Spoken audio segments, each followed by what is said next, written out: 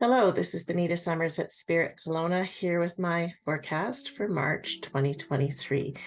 The deck that I'm using is the Wisdom of the Oracle by Collette Baron-Reid. And it's interesting that this month, all of the cards are in the reverse position. So this is one of those wonderful decks that has meanings both upright and reversed. I feel like it's having two decks in one. Quite enjoy that. It's interesting to see what we're coming into this month because we have the Orphaned card, but reversed. And it's about fear of abandonment and how that informs our relationships. Looking at where we're cutting ourselves off from a deeper connection with lovers, with family, with friends, because we're afraid of judgment. We're afraid of being pushed away in some way. So it's as though we're really abandoning them before they can abandon us. So this is an opportunity to look at your self-judgment, look at where you're either anticipating judgment or projecting on others that you're being judged. Really look at what people are saying and doing. Is it judgment coming from them, or is it really that you're judging yourself? So when that fear arises, it's interesting. The next card is really about how we address that fear. And we get the Breathe card, but again, reversed. So it's saying to shake things up, to step out of your comfort zone, take some deep breaths, go out in nature, really connect with whatever makes you feel alive. A lot of times when we have that feeling of having been abandoned or we fear abandonment, it's not that something is going on in that moment. It's a projection into the future. And a lot of times it's based on something happening that's triggered that for us. And it might be a completely innocent comment, but because we have a pattern that's expecting to be judged, we'll read it a certain way. Or maybe we're very hard on ourselves and we will imagine the worst. I know in my younger days, one of my patterns was to overthink things. I'd go out, I'd have a social experience, it would be great, it would be wonderful. I'd go home and then I'd cogitate. Did I in any way insult anybody? Did I make anybody uncomfortable? It was a pattern, having grown up with some volatility in my childhood, that I developed to try to anticipate a bad situation and avoid it. Problem is, the pattern learned to work overtime to the point that I would even call the next day and go, "Oh my God, I'm so sorry I said such and such." And they'd be going, "What are you talking about?" It was all in my head.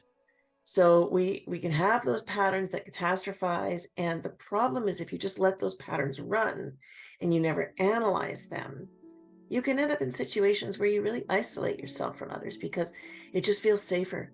It just feels easier than going through all that self-flagellation. So instead, we want to take a deep breath, go into our bodies, calm our bodies. Because if you can slow down your breath, and you can achieve that state of calm in the body, it actually tells your autonomic nervous system that you're safe. It moves your brain function out of the reptile brain that's always in fight or flight into the reasoning part of your brain, your neocortex, where you can reason and you can look at the situation and go, okay, what is actually happening there? Am I being judged? Or is this just my old pattern that's coming up?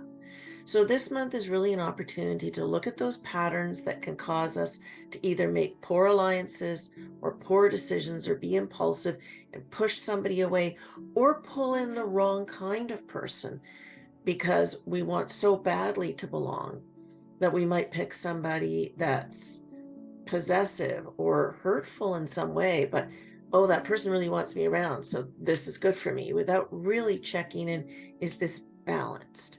Is this really a safe situation for the whole of us? Our childhood abandonment patterns can be really good at running toward somebody that's not good for us because it just wants so badly to be loved. And if you've gone through anything in your childhood where you reached for love and got neglect or abuse, weirdly enough, that childhood pattern is designed to look for love from somebody who will ignore or abuse you. because it thinks if I can get that person to love me, I'm healed. And in my work with my clients, I do a lot of shadow work. I actually have ways to help you access those subconscious patterns, work with them so they learn that they're lovable and deserving, because they learn that because you show them that love and respect. And eventually they get to the point where they're conscious and they make better choices so that those parts don't throw you into the wrong relationships because they're running without awareness. So that's what we have for the first two cards. Look at those abandonment patterns, look at the self-judgment that often accompanies them, breathe, slow everything down, and find that way of calming yourself so you can look at the situation more logically. It can be really interesting when somebody says, oh, I'm really getting all this judgment. Okay, what did people actually say? What did they actually do that led you to that conclusion? And quite often, nothing. We've just inferred that because we have that core pattern that's expecting that. It's looking for trouble, so it will find it, even if that's not what's occurring. So by slowing down the breath, we get a chance to calm the mind and look at things from a more objective perspective. And our last card, the Between Worlds card, is also upside down. This is basically looking at where have we gotten lazy? Where do we need to shake ourselves up and step into a new paradigm? Sometimes these patterns can be so overwhelming, we just crawl inside ourselves, or we busy ourselves with unimportant things, or we keep our relationships at a very shallow level because we're so afraid of really being seen that we don't let anybody get close. So March is a time to start examining those patterns that cause you to feel disconnected from others and even disconnected from yourself, and start to move into self-awareness, which can lead to self-love, self-acceptance.